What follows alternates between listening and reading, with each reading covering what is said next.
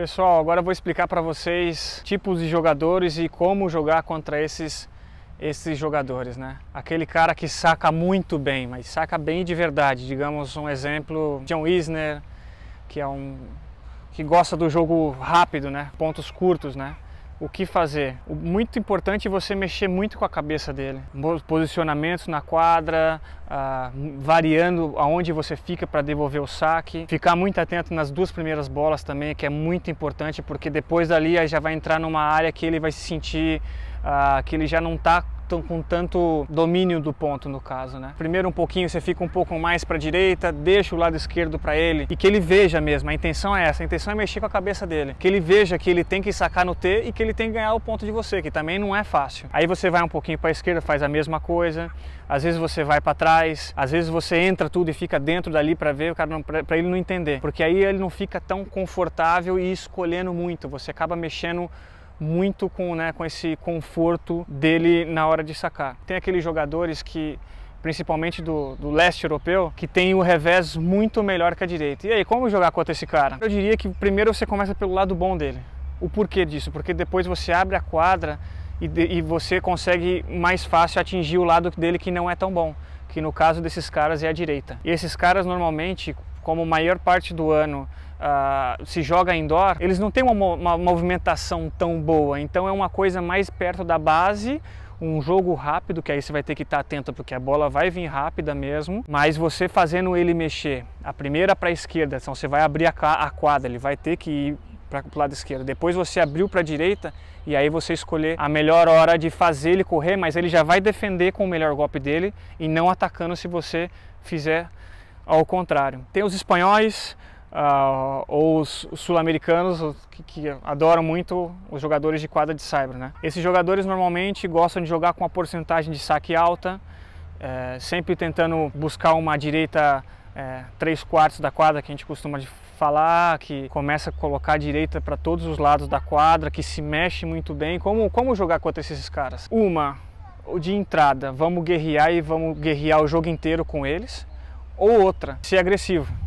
Então, o que seria ser agressivo? Segundo saque, entrar na quadra, atingir mais o segundo saque com uma intenção mais de potência, usar muitas paralelas, porque normalmente o tenista que joga no saibro, que gosta, ele precisa de tempo para jogar. Então, você tirando o tempo dele, jogando bolas rápidas, indo mais para as paralelas, até mudando, quando você vai defender paralelo também, isso confunde muito eles, porque ele começa a se sentir estável. Ele não tem aquele tempinho para ajustar os golpes, os movimentos e aquele tempo para começar a fazer você correr de um lado para o outro, né? Esse tipo de jogador gosta de tempo, então a gente tem que tirar o tempo. Também tirar muito eles da linha de base. Então curtinhas, drop shots é muito bom também, para tirar esse conforto e ele correr para frente também. E quando você entra na quadra e você não conhece ninguém, o que você faz? Aí eu diria para você, básico, qual que é o jeito que você se sente mais confortável jogando, qual que é a sua estratégia. Se a sua estratégia é eu gosto de jogar com a direita, pesado, então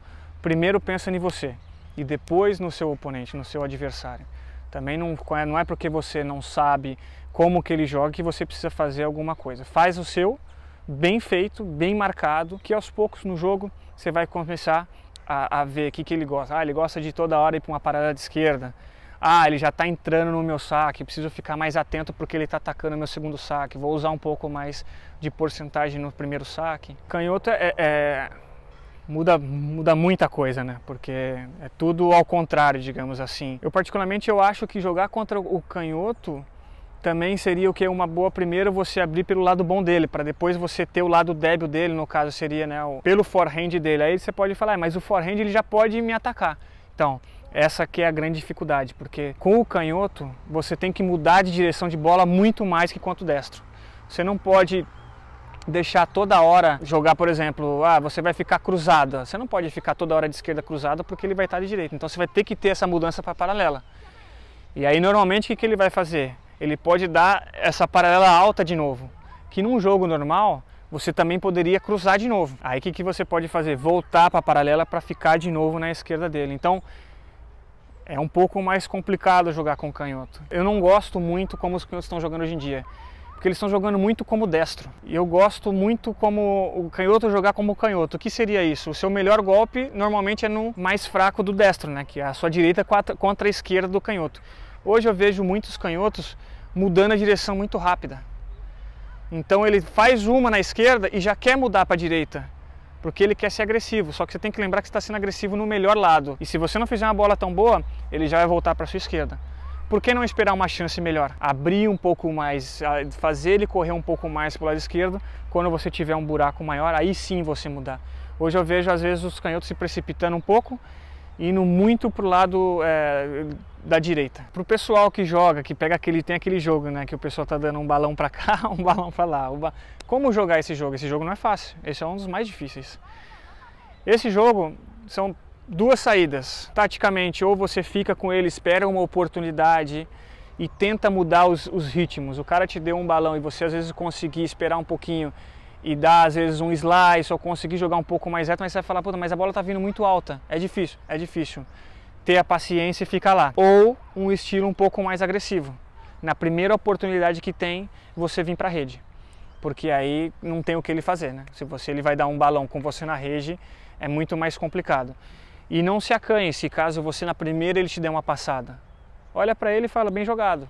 Só que agora você precisa dar mais 10 passadas para ganhar de mim.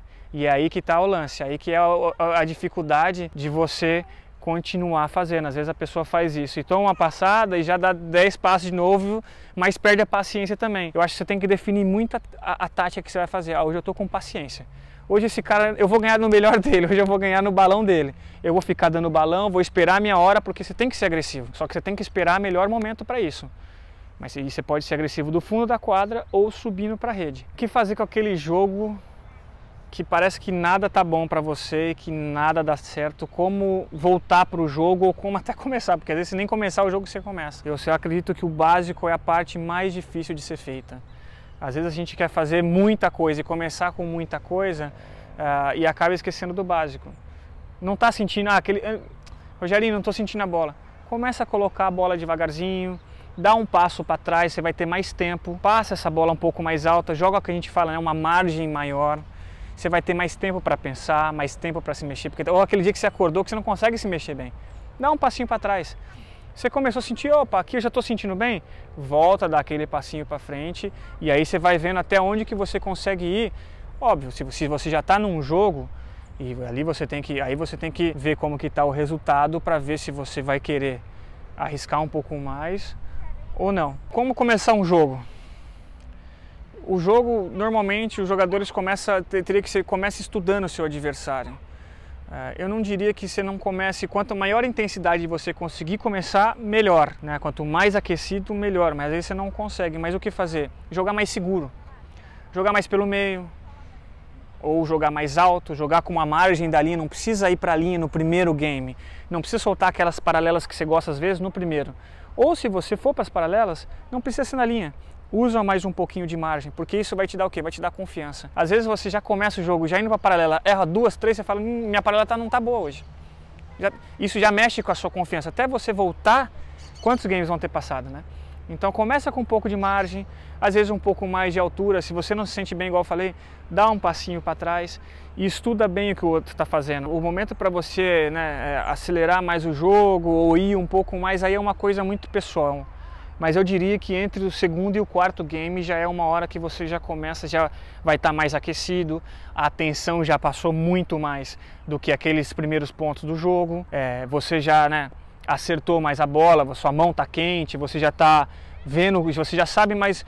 Eu acho que assim, na hora que você já sabe mais ou menos como o seu adversário está jogando ou ele está se comportando naquele dia, é o momento de você já começar a ser mais você, porque você já sabe que esse adversário gosta de mais paralela de esquerda. Então você já sabe que muitas vezes, mesmo que se ele vá para a paralela, você já sabe que ele está indo para a paralela, então fica um pouco mais fácil. A quebra de saque é super, hiper importante no tênis, mas o pós-quebra de saque é o mais importante. O primeiro ponto, então, depois que você quebrou, que você vai sacar, tem que ter muita atenção, tá com a energia, os dois primeiros pontos, eu diria, são muito importantes, porque isso vai ditar como que você vai começar o game e como o seu adversário também vai reacionar. Por quê? Você quebrou o saque do seu adversário e você jogou meio desligado e saiu 0,15, 0,30, o seu adversário já, opa, eu posso voltar agora. Se você sai bem, com aquela energia e buscando, continuar fazendo o que você vem fazendo, e você sair 30-0, o seu adversário já pode chegar e falar, você tá difícil, por que eu fui perder o saque? Então você acaba enganando o seu cérebro, mas também você acaba enganando o dele. Então você acaba entrando nesse joguinho e você acaba levando vantagem nesse joguinho, porque você acaba levando ele para uma zona que ele vai começar a pensar tudo o que aconteceu para ele perder o saque. E não que ele já está jogando o outro game. Então é muito importante esses 2 primeiros pontos logo depois que você quebrar um saque. É a hora que você tem que, é igual fechar um set, fechar um jogo. É assim de importante. Quando você tem uma quebra de saque logo de cara, a gente pode fazer disso ou de momentos ruins do jogo. Mas quando você tem uma quebra de saque logo de cara, eu acho que você tem que se resetar rápido. Você tem que ser positivo. Você tem que pensar no próximo ponto, tentar esquecer o mais rápido possível. Quanto mais você ficar apegado no que passou no tênis, é o que pode mais te fazer mal. Por mais que tenha sido o pior que tenha sido, você tem que resetar muito rápido e achar algum mecanismo que cada um tem um pessoal. Às vezes eu gosto muito de ir na toalha, eu gosto muito das cordas. Quando eu olho muito as bolinhas, eu escolho as bolinhas, quais estão mais novas, as mais velhas. Tem todo um ritual, eu limpo a linha também, é uma maneira de você também, um ritual na verdade, né? Um ritual para você resetar e estar pronto para o próximo ponto, que no tênis todos os pontos são iguais. Como você usa no intervalo, como quando você está indo mal, não está jogando bem, está perdendo, tudo está acontecendo naquele dia que você está muito ruim. O que acontece?